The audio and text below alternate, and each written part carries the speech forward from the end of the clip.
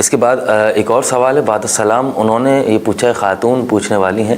کہ اگر میرے خاوند مجھے کچھ رقم دیں کہ یہ آپ کے اپنے خرچے کے لیے ہیں، لیکن میں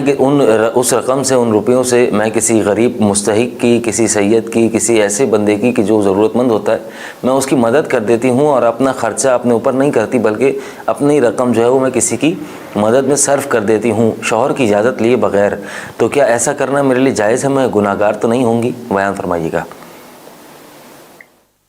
دیکھیں، انہوں نے آپ کو دیا ہے، آپ کو دیا ہے کہ یہ نہیں کہا انہوں نے کہ آپ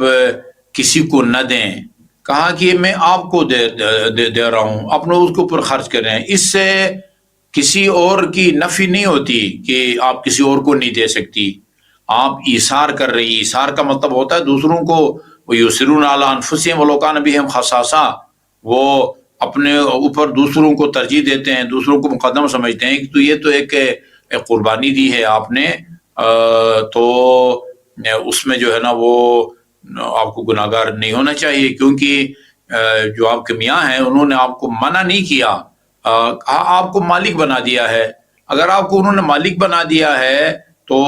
الناس مسلطون علی اموالہم، لوگ اپنے اموال پر مسلط ہیں، اور اس کو جیسے چاہیں اس کو استعمال کریں یا وہ کام میں لائیں۔ ہاں، انہوں نے اگر یہ شرط لگائی ہے کہ آپ نے کسی کو نہیں دینا تو پھر آپ اس کی مخالفت نہ کریں۔ جی آغا صاحب، بہت بہت شکریہ۔ اس کے بعد اگلے سوال کو شامل کریں گے۔ پوچھنے والے نے بعد السلام یہ پوچھا ہے کہ آغا یہ بتائیے کہ مال امام جو خمس سے علیحدہ کیا جاتا ہے، اسے ہم کار خیر میں ان تمام امور میں صرف کا ہوتا ہوا دیکھتے ہیں کہ جو مدارس کے حوالے سے ہوتا ہے، مسجدوں کی تعمیر کے حوالے سے ہوتا ہے، یا کسی بھی کار خیر مذہبی حوالے سے، اس میں وہ مال امام صرف ہوتا ہے۔ ہم نے یہ دیکھا ہے کہ مال امام اکثر دینی طالب علموں کے مکمل اخراجات کے حوالے سے خرچ کیا جاتا ہے، حتیٰ یہ کہ ان کو مہینے کا خرچہ، رہائش اور کھانا پینا سب فراہم کیا جاتا ہے، اور اس کے ساتھ ساتھ مہینے کے وظیفے کے طور پر ان کو شہریہ بھی اسی خمس سے دیا جاتا ہے۔ تو جب یہ دینی طالب علم کے اوپر اتنا خرچہ مال امام سے، خمس کی رقم سے کیا جاتا ہے، تو کیا یہی خمس کے ذریعے سے کیا ہم کسی دنیاوی طالب علم کے اوپر اس قدر خرچہ کر سکتے ہیں جتنا دینی طالب علم پر؟ اور اگر نہیں کر سکتے تو کیوں نہیں کر سکتے؟ کیونکہ دونوں ہی طالب علم ہیں اور علم حاصل کرنا یقیناً ایک عبادت ہے، تو دونوں عبادت میں مصروف ہیں، تو کیا ایسا کرنا جائز ہوگا یا نہیں؟ وضاحت فرمائیے گا۔ جی، بہت اچھا سوال ہے۔ ہمارے علماء کرام نے، فقہاء نے اپنے رسالہ عملیہ میں، جہاں منہاج الصالحین ہے یا توضیح المسائل وغیرہ، تقریباً اکثر مجتہدین کے عربی میں جو مسائل پر مشتمل فقہ کی کتاب ہے منہاج الصالحین کے نام سے ہے، اور فارسی میں ہوتی ہے، جن کا اردو میں ترجمہ ہوا ہوتا ہے وہ توضیح المسائل ہے۔ اس کے اندر جو مال امام کا مصرف ہے، مصرف یعنی جہاں مال امام خرچ کیا جاتا ہے اس کو مصرف کہتے ہیں، وہاں لکھا ہے کہ ہمارے اکثر مراجع نے، خصوصاً آیت اللہ العظمی قیس سیستانی نے بھی، اور اسی طرح رہبر معظم نے بھی، کہ آپ مال امام کو دین کی تبلیغ میں بھی خرچ کر سکتے ہیں، دین کی تبلیغ، مکتب کی خدمت اور اس کے جو ہے نا تقویت کے لیے خرچ کر سکتے ہیں۔ اس میں ظاہر ہے پھر مدارس بھی آتے ہیں، مساجد کی تعمیر بھی آتی ہے، اس میں امام بارگاہ، بشرطی کہ اس امام بارگاہ میں تعمیری گفتگو ہوتی ہو، واقعا لوگوں کی ہدایت ہوتی ہو، صحیح فضائل بیان ہوتے ہوں، صحیح لوگوں کو اپنے واجبات اور محرمات کی طرف متوجہ کیا جاتا ہو، ایسے امام بارگاہ کی تعمیر کے لیے بھی مال امام خرچ کر سکتے ہیں۔ اس کے علاوہ جو ہے نا وہ یعنی مومنین کی ضروریات کو پورا کرنے کے لیے،